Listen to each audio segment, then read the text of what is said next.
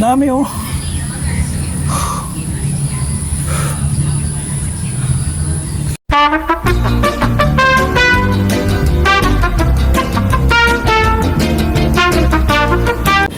Good morning mga kamak. Ito na naman ang inyong Papa Mac para sa isa na namang episode ng Maximo Hamaya Motovlog and Travels. At ito na nga, on the way na tayo para umuwi dahil galing tayo dun sa bahay bundok na naman at nag-harvest tayo ng ating mga fruit bearing trees doon. At nandito na nga tayo sa panulukan ng Marcos Highway at ng Juan Sumulong dito sa May Masinag. Kaya panoorin nyo ang buong kwento ng vlog na to mula umpisa hanggang sa matapos. So, ano pa hinihintay natin? Let's go! Yun, na-harvest na naman niya Dani yung mga rambutan. Hindi na kayang sungkitin kaya kailangan niya umakyat. Yung para sigurado, tinatali niya yung sarili niya. Para dumulas man, at least may suporta. Si Dani nga pala yung aming jack of all trades. Kahit anong paggawa mo, kaya. Paramihan kami. Santol, kakalaglag lang. Yun dami lalaglag lang yan.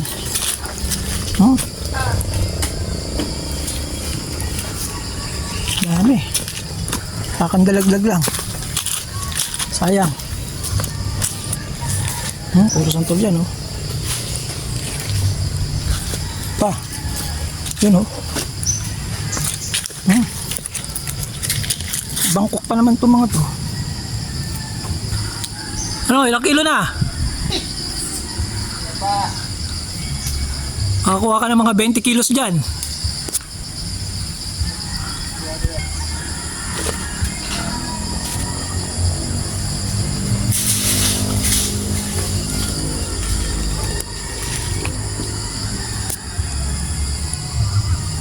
Taas din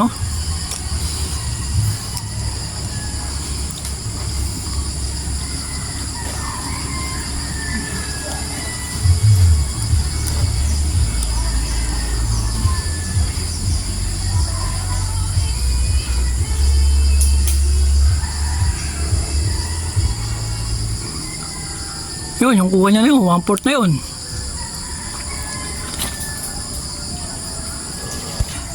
Ito naman ang susungkitin ko mamaya. Akin naman ito, itong puno na to.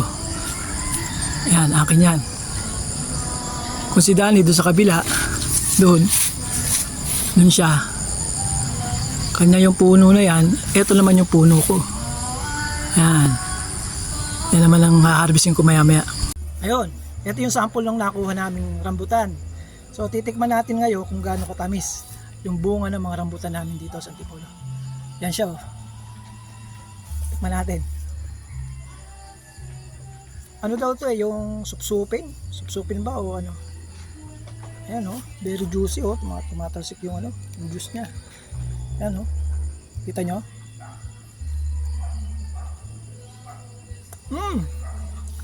Unang agad pa lang magkaka-diabetes ka sa tamis. Pero matamis. Daming bunga, pati yung santol. Yan, yung top box ko. Kasi natapunan ng ng lupa. Kasi nagdala ako ng mangustin dito para itanim. Ngayon, nung bumabiyahe ko, tumawag tong tong pasuko. So, punong-puno kanina ng ng lupa. Yun, nilinis ko na nga lang. Kasi magtatanim ako dito ng mangustin. Papakita ko sa inyo. So yan. Transfer ko na mga mangustin yan. 1, 2. Meron pa rito. 3, 4. So 4 na mangustin yan. Bigay niyan ni Miss Maluong. Yung kinain na mangustin sa bahay nila. Yung buto hiningi ko. Ito na ngayon yun. Tapos ito yung pili yan. Actually pinutol ko yan doon sa isang puno Tapos tinusok ko rito, yan umusbong na yung dahon niya. Ito yung original na puno ng pili. So pinutol ko, doon ko nga nilipat sa kabila. Yan, umusbong na rin yung pinagputulan. Yan, pili. Ayan si Maxi. Tinanggalan ko muna ng top box kasi nga nililinis ko. Ayun. Tatapusin ko na yung paglilinis para maikabit ko na uli. Ayun, patutuyo ko muna yung top box ko. Pero habang pinatutuyo ko siya, simulan ko na manungkit. Baka maubusan tayo.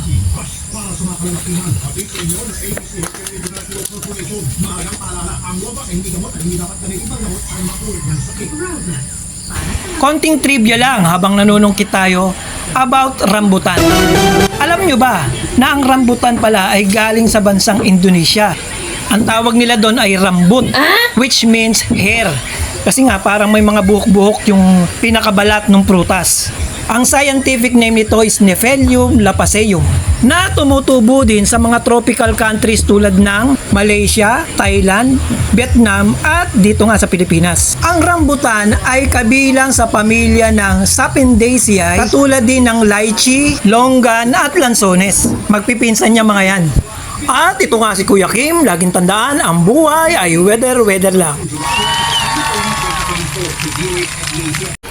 Nakakangawit din manungkit. Ang sakit sa braso. Kaya tara, bilisan na natin to.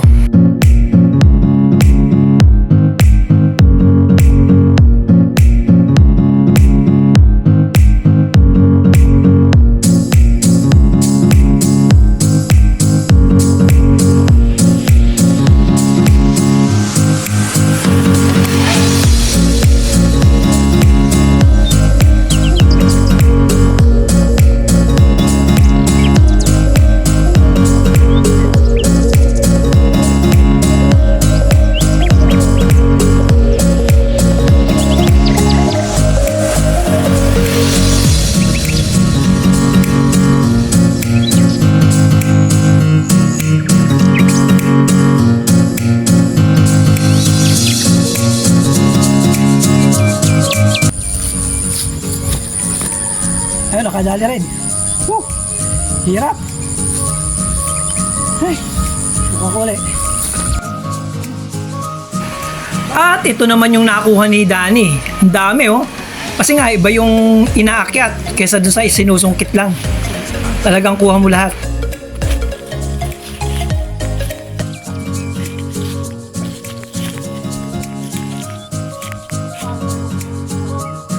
Palalabog.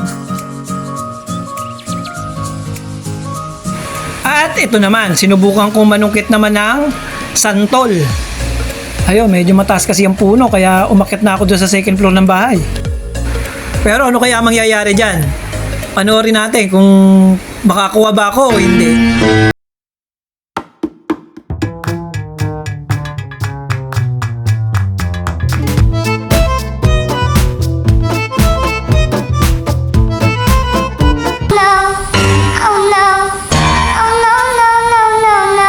At dahil nga sa mabigat yung santol, hindi kinaya ng panungkit ko. Umiwalay yung panungkit ko. Umiwalay. Nahugot. Ano sinugot ko? Santol? Oo. Tigas yung santol eh. Dapat may kumang magtali.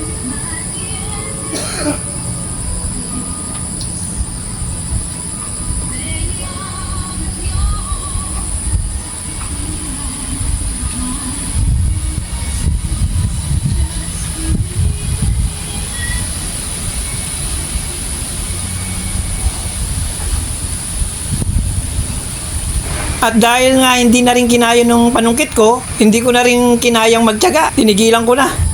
Nag-concentrate na lang ako sa rambutan. Subok ulit tayo ng isa. Tingnan ulit natin kung... Kasi sa kabilang puno to eh. Yan o. Kita ba? Yan. Kita ba? Yan o.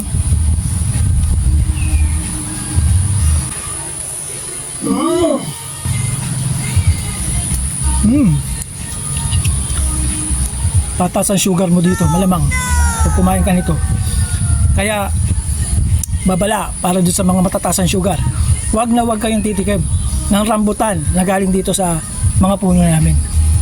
At tsak, ang taas talaga na magiging sugar level mo. Pwede na! At natuyo na yung top box ko. Kaya yun, pwede ko na uling ikabit.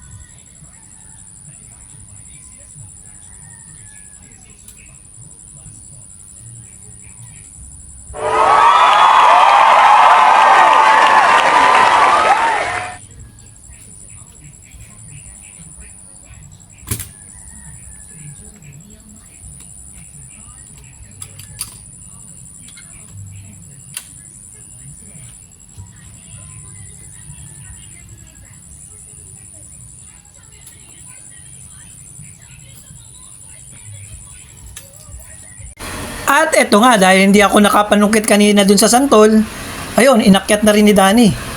May dala ng timba para sigurado. Tali.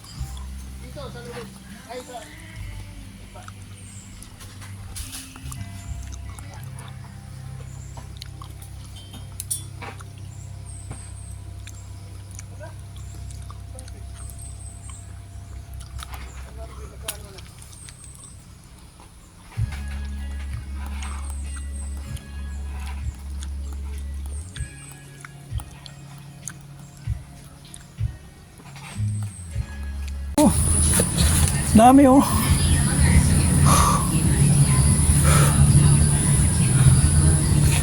Nakakuha lahat. May santol pa. Dami. Meron pa isang bag. Tapos may santol din ako nakuha. Yan. Yan ang biyaya ng kalikasan. Biyaya ng Diyos. Para sa atin lahat yan. Yan, marami pa rin Actually dito marami pang green oh. Pahinog pa lang yan eh. Yung iba hindi nyo na makita kasi nga kulay green pa. Yan. At dahil dyan, dito na rin natin tinatapos ang vlog na to. Once again, this is your Papa Max saying, stay safe, ride safe, and God bless. Bye-bye!